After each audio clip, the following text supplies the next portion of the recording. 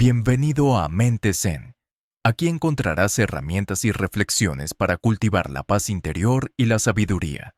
Sumérgete en el mundo de la meditación, el mindfulness y las enseñanzas budistas para encontrar tu centro y vivir una vida más plena.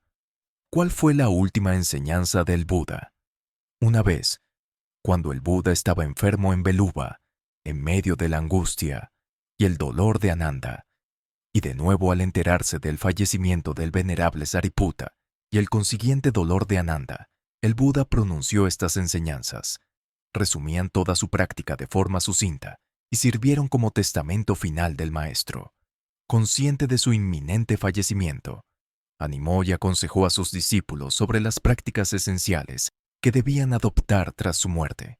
Por tanto, Ananda, sé una lámpara para ti mismo. Confía solo en ti mismo. No confíes en nadie más. Deja que el Dhamma sea tu lámpara. Deja que el Dhamma sea tu refugio. Sin ningún otro refugio. Aquí, Ananda en esta vida, un monje que habita, contemplando el cuerpo en el cuerpo, ardientemente, claramente comprensivo y atento, habiendo subyugado el anhelo y la angustia dentro del mundo, que habita contemplando los sentimientos en los sentimientos, que habita contemplando la mente en las mentes, que habita contemplando los fenómenos en los fenómenos, ardientemente, claramente comprensivo y atento, habiendo subyugado el anhelo y la angustia dentro del mundo. Así, Ananda, un monje, es su propia lámpara, es su propio refugio sin otro refugio, teniendo el Dhamma como su lámpara, teniendo el Dhamma como su refugio sin otro refugio. Esos monjes Ananda, que ahora o después de mi fallecimiento serán sus propias lámparas, confiarán solo en sí mismos y no confiarán en ningún otro, teniendo el Dhamma como su lámpara, teniendo el Dhamma como su refugio sin ningún otro refugio. Estos Anandas se dice que son supremos entre mis monjes, aquellos que están deseosos de aprender. La palabra Dipa puede significar tanto lámpara como isla, de ahí que pueda traducirse como sé una antorcha para ti mismo, y avanza solo, o construye una isla para ti mismo. En esta instrucción única y fundamental, el Buda hizo hincapié en dos claves. Sé tu propia lámpara. Confía en ti mismo, sin depender de nadie más. Toma el Dhamma como tu lámpara. Toma el Dhamma como tu refugio, sin depender de nada más. Estos principios pueden considerarse un fiel reflejo de la vida de búsqueda, práctica y estabilización de las enseñanzas, basándose en sus propias experiencias y abarcando la totalidad del Dhamma. Expuso a lo largo de 45 años, para guiar a sus discípulos, la autosuficiencia en el camino hacia la iluminación. El viaje de Buda. De hecho, vemos claramente que durante más de 6 años de búsqueda, práctica y estabilización del camino, el propio Buda confió en su esfuerzo personal. Buscó el camino y preguntó sobre él a dos renombrados maestros no budistas de la época, Alara Kalama y Uttaka Ramapuda, de forma independiente. Practicó severas austeridades, meditó y desarrolló la sabiduría hasta que finalmente alcanzó la iluminación. Bajo el árbol Bodhi, convirtiéndose en un iluminado pleno. No dependía de ningún poder divino, no era la encarnación de ninguna deidad, ni el ser supremo en ninguna de sus formas. Era simplemente una persona que, con la fuerza de las capacidades físicas y mentales humanas, buscó con éxito el camino, lo practicó eficazmente y lo realizó plenamente. Como podemos ver claramente en su vida, si dejamos de lado los adornos posteriores que santifican su vida, buscó el camino y aprendió el camino de forma independiente, y lo expresó como no es solo Alara Kalama quien tiene fe, yo también tengo fe. No solo Alara Kalama es consciente, yo también lo soy. No solo Alara Kalama está concentrada, yo también lo estoy. No solo Alara Kalama tiene sabiduría, yo también tengo sabiduría. Así pues, debo esforzarme por alcanzar el estado que Alara Kalama, tras su propia práctica y realización, proclamó entonces monjes. No mucho después, yo mismo realicé, alcancé y comprendí ese Dhamma rápidamente, y me serené tras practicar austeridades en vano. También describió sus propias prácticas austeras. Como comía tan poco, mis miembros se volvieron como las ramitas marchitas de una planta trepadora. Como comía tan poco, mis nalgas se volvieron como las pezuñas de un camello. Como comía tan poco, mi columna vertebral sobresalía como un collar de cuentas. Como comía tan poco, mis costillas sobresalían como si formaran parte de un cobertizo destartalado. Como comía tan poco, mis ojos se hundían en sus órbitas, como el agua brillante de un pozo. Al no encontrar resultado alguno en tales austeridades, el Buda decidió firmemente abandonarlas y comenzó a practicar la meditación por su cuenta, logrando la primera jhana, la segunda jhana, la tercera jhana y la cuarta jhana, desarrollando la sabiduría y realizando el ojo divino, el conocimiento de la extinción de las contaminaciones, comprendiendo cómo son realmente, el sufrimiento y la huida de las contaminaciones del deseo, la existencia y la ignorancia. El que así se ha liberado, se levanta con el conocimiento, se ha extinguido el nacimiento, se ha vivido la vida santa, se ha hecho lo que había que hacer. Ya no se puede volver a este estado. Así, a partir de su propia experiencia, habiendo abandonado las austeridades, practicando la meditación y desarrollando la sabiduría, Buda realizó la iluminación suprema para el maestro, que confiaba en el esfuerzo propio para buscar, aprender y realizar el camino. La principal enseñanza que impartió a sus discípulos a lo largo de 45 años de enseñanza fue la instrucción de la autosuficiencia. Sé una lámpara para ti mismo. Confía solo en ti mismo. No confíes en nadie más. Deja que el Dhamma sea tu lámpara. Deja que el Dhamma sea tu refugio, sin ningún otro refugio. Capítulo 2. La futilidad de las enseñanzas budistas sobre la verdadera práctica. En primer lugar, el Buda afirmó que las oraciones y los deseos son inútiles no solo en el camino de la práctica del Dharma correcto, sino también en lo que respecta a los deseos mundanos.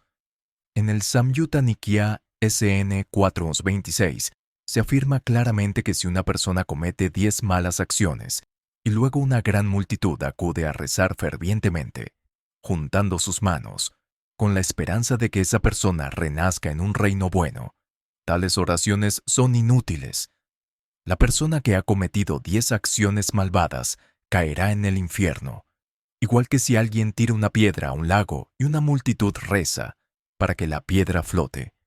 Esta no puede desafiar el hundimiento hasta el fondo, igual que sus oraciones no pueden cambiar el resultado.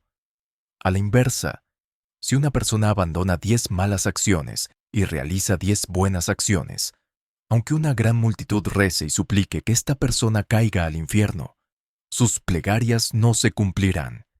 Esta persona seguirá renaciendo en un reino bueno entre humanos o seres celestiales.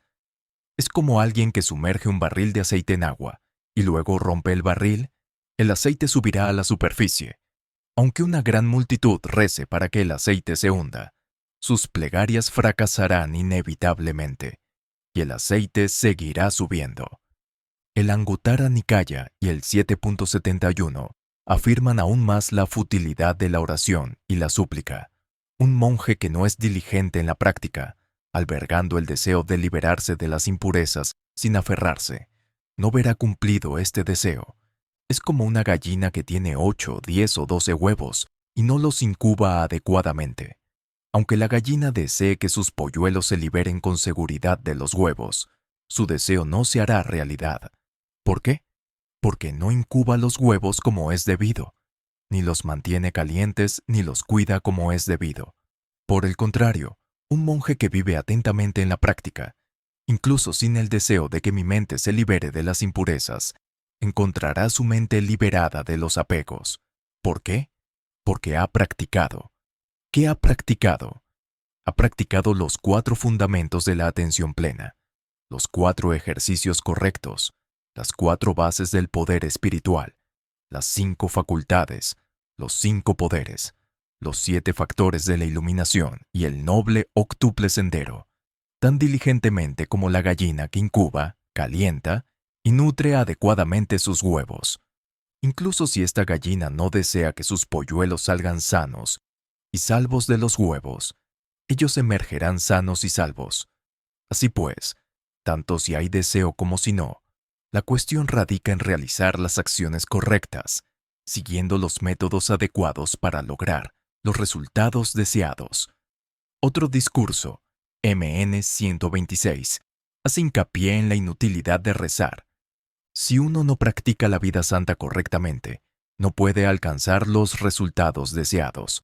Practicar la vida santa de forma incorrecta significa seguir una visión errónea, un pensamiento erróneo, un discurso erróneo, una acción errónea, un sustento erróneo, un esfuerzo erróneo, una atención errónea y una concentración errónea. ¿Por qué? Porque estos no son los métodos para alcanzar los resultados deseados. El Buda pone el ejemplo de una persona que busca petróleo y vierte arena en un barril, le echa agua y luego presiona la arena para extraer el petróleo. Aunque la persona desee encontrar petróleo, su deseo no se cumplirá. ¿Por qué? Porque este no es el método para encontrar petróleo. El Buda utiliza otro ejemplo ilustrativo. Una persona que busca leche se acerca a una vaca y le agarra el cuerno para ordeñarla. Tanto si hay deseo como si no, no se puede obtener leche. Por el contrario, si un monje o un brahman practica la visión correcta, el pensamiento correcto, la palabra correcta, la acción correcta, el sustento correcto, el esfuerzo correcto, la atención correcta y la concentración correcta, tanto si hay deseo como si no, practicando la vida santa, conseguirá los resultados deseados. ¿Por qué? Porque este es el método para lograr resultados. Como una persona que busca aceite y coloca semillas de aceite en un barril, vierte agua sobre ellas y presiona las semillas para extraer el aceite. Tanto si se desea como si no, se obtendrá aceite porque se conoce el método correcto. Del mismo modo, cuando se busca leche, si se va a una vaca que acaba de parir y se la ordeña por la ubre, se obtendrá leche, tanto si se desea como si no. En los asuntos mundanos, el éxito tampoco depende de desear o rezar. Siendo humanos, las personas suelen desear 5 placeres raros en la vida, como la longevidad, la belleza, la felicidad, una buena reputación y el renacimiento en el cielo. En el Sutta sobre el bienestar, el Buda afirma explícitamente que estas 5 cosas no se obtienen deseándolas ni rezándolas, porque si así fuera, nadie en este mundo sufriría de carencia, cuando todo lo que uno tiene que hacer es desearlas. Un discípulo santo que desee la longevidad debe practicar el camino que conduce a la longevidad, a la belleza, a la felicidad, a la buena reputación y al renacimiento en el cielo. Solo entonces puede uno alcanzar y lograr estos 5 raros placeres de la vida. Capítulo 3. Autoayuda para comprender el karma y la acción. En la definición del karma y el papel de las acciones, el Buda dejó claro que el término karma significa acción, derivado del verbo karodi, que significa hacer o actuar. Estas acciones se relacionan con el cuerpo, la palabra y la mente, pero deben ser actos intencionales, acciones decididas por uno mismo, sin la provocación o el mandato de otros, porque estas acciones se eligen conscientemente. El Buda declaró que somos dueños de nuestras acciones, herederos de nuestros actos, y que somos responsables de nuestras acciones, asumiendo nosotros mismos las consecuencias. El Dhammapada afirma claramente, los males hechos por uno mismo autoengendrados, autocriados, aplasta al necio como un diamante aplasta una gema dura. Otro verso más por uno mismo. El mal es hecho por uno mismo, uno es manchado. Por uno mismo el mal no es hecho. Por uno mismo, uno es purificado. La pureza y la impureza dependen de uno mismo. Nadie puede purificar a otro. Solo por uno mismo es uno criticado. Solo por uno mismo es uno examinado. El sabio está protegido por el autocontrol. Conscientemente, encuentra la alegría. En un discurso muy famoso, el Kalama Sutta, el Buda aconsejó a sus discípulos que confiaran en sí mismos y no en los demás, que confiaran en su propio juicio sobre el bien y el mal, en lugar de cualquier otro método. O Calamus, no creas simplemente porque lo has oído, no creas simplemente porque es tradicional, no creas porque otros hablen de ello, no creas solo porque se recitan las escrituras, no creas basándote en razonamientos lógicos, no creas por inferencia o por considerar las apariencias. No creas por prejuicios o por costumbre. No creáis porque os parezca plausible o porque vuestro maestro os diga que es así. Pero Calamus, cuando vosotros mismos sepáis que estas cosas son malsanas, que estas cosas son censurables, que estas cosas son criticadas por los sabios, que estas cosas, si se emprenden y se practican, conducen al daño y al sufrimiento, entonces debéis abandonarlas. Pero Calamus, cuando vosotros mismos sabéis que estas cosas son sanas, estas cosas son irreprochables, estas cosas son alabadas por los sabios, estas cosas, si se emprenden y se practican, conducen al bienestar y a la felicidad, entonces debéis emprenderlas y acatarlas. Una vez que seas consciente de tu capacidad para discernir el bien del mal, el Buda enseñó que debes guiarte a ti mismo, sin depender de nadie más.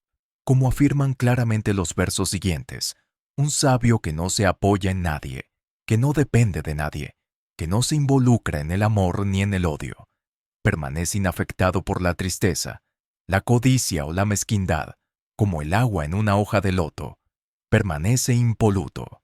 Aquel que no busca el núcleo en ninguno de los fenómenos condicionados puede conquistar el ansia libre de aferramiento.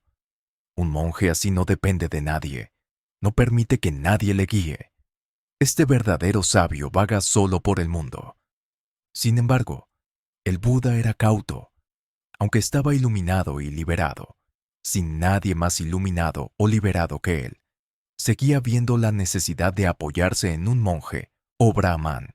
Por eso rindo homenaje con respeto y vivo dependiendo de un monje o brahman para cumplir con la disciplina, la concentración, la sabiduría, la liberación que aún no están cumplidas.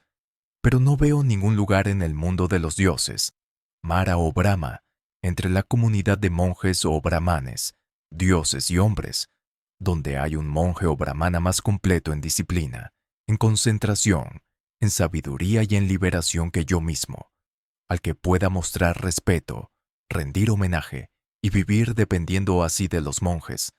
Reflexioné, como con el Dhamma que verdaderamente he realizado, rendiré homenaje, mostraré respeto y viviré dependiendo de ese mismo Dhamma. Capítulo 4. Firmeza en el Dharma. El legado de autoconfianza del Buda. Así pues, el Buda, con una mentalidad humilde, buscó un monje o un brahman en quien confiar para que le guiara, pero en última instancia, tuvo que confiar en el propio Dharma correcto. Por eso el Buda instruyó a hacer una lámpara para vosotros mismos. No dependáis de nada más. Utilizad el Dharma correcto como refugio. No dependáis de nada más. Esta actitud del Buda explica por qué aconsejó al venerable Ananda que no se afligiera tras el fallecimiento del Buda, ya que los discípulos siempre tienen el Dharma recto como refugio. En el Samyutta Nikaya, el Buda reiteró su consejo a sus discípulos de tomar el recto Dharma como su isla, su lugar de refugio. Vivid haciendo de vosotros mismos vuestra propia isla, vuestro propio refugio. No toméis ningún otro refugio. Tomad el Dharma como vuestra isla, tomad el Dharma como vuestro refugio y ningún otro. En el Gopaka Moggallana Sutta vemos que los discípulos de Buda, tras su fallecimiento, actuaron precisamente como él les había ordenado. El Brahman Gopaka Moggallana preguntó al venerable Ananda: «Venerable señor, ¿designó el asceta Gautama a algún monje?» diciendo: «Este después de mi fallecimiento será tu refugio y dependerás de él». El venerable Ananda contestó: «No, Brahman, no hay ningún monje al que el así-ido, el sabio, el vidente, el arihant, el plenamente iluminado haya designado diciendo: después de mi muerte, este será vuestro refugio y dependeréis de él. Brahman, ¿Hay algún monje al que la sangha esté de acuerdo y la mayoría de los monjes ancianos hayan designado, diciendo, este, después de la muerte del que se ha ido, será nuestro refugio y dependeremos de él? Venerable Nanda respondió, no, Brahmin, no hay ningún monje con el que la sangha esté de acuerdo y al que la mayoría de los monjes ancianos hayan designado, diciendo, después de la muerte del que se ha ido, este será nuestro refugio y dependeremos de él. Así que no tenéis refugio, venerable Ananda. ¿De qué dependéis entonces para la armonía? Brahman, no estamos sin refugio. Brahman, tenemos un refugio que es el Dharma, que es nuestro refugio. Gracias por acompañarnos en este viaje hacia la sabiduría. Recuerda, la paz interior es un destino, pero también un camino. Suscríbete a nuestro canal para recibir más contenido inspirador y comparte este video con alguien que lo necesite.